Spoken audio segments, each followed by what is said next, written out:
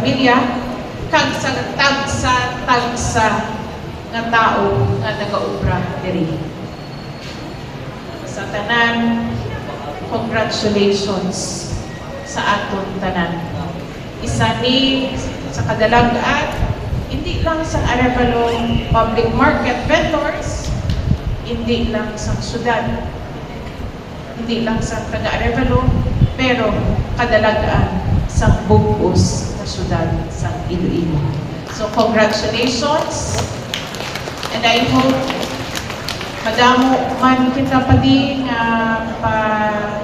pagwaon, no? Ang aton ng mga merkado, gali lain-lain na aton i-highlight.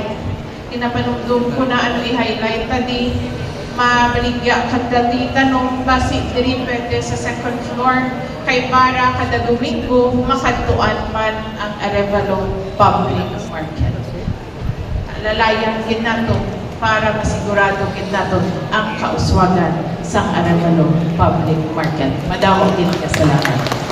Thank you so much, Honorable Mayor Raisa Trenya.